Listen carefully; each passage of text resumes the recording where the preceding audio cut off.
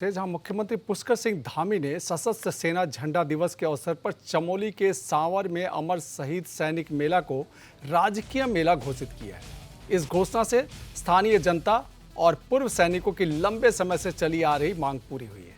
मुख्यमंत्री ने कहा कि वे स्वयं सैनिक परिवार से आते हैं और इस वीर भूमि में पहुंचकर उनके मन में अपने पिता द्वारा सुनाई गई अनेक वीर गाथाओं की स्मृतियां ताजा होती हैं। उन्होंने कहा कि सांवर गांव के वीर जवानों ने सदैव राष्ट्र की सुरक्षा के लिए अप्रतिम त्याग किया है, जिसकी पहचान पूरे भारतवर्ष में है। मुख्यमंत्री ने कहा कि लव जिहाद और थूक जिहाद जैसी विकृतियों पर रोक लगाने के लिए सरकार ने निर्णायक कदम उठाए हैं, ताकि देवभूमि की सांस्कृतिक पहचान और सामाजिक समरसता को सुरक्षित रखा जा सके। उन्होंने कहा कि उत्तराखंड देश का पहला राज्य बन चुका है जिसने यूसीसी को व्यावहारिक रूप से लागू किया है।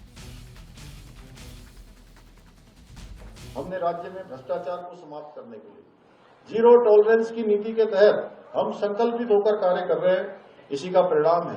कि आज प्रदेश में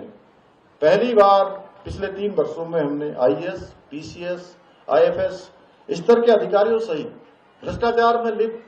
200 से भी अधिक लोगों को जेल की सलाखों के पीछे पहुंचाने का काम भी सरकार ने किया है। भाइयों बहनों, अभी विधायक जी कह रहे थे इस क्षेत्र में इस वर्ष बहुत हमें भीषण आपदाओं का भी सामना करना पड़ा और मैं भी यहाँ थराली हो, चाहे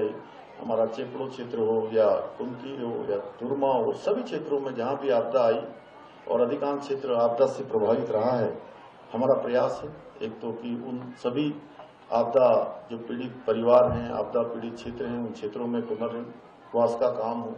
उनके लिए सभी प्रकार से उनके साथ सरकार खड़ी हो, उस दिशा में हम काम कर रहे हैं। मैं प्रधानमंत्री जी का भी धन्यवाद करना चाहता हूं कि प्रधानमंत्री जी भी आपदा के समय में हमारे बीच में आए और हमारे सभी आपदा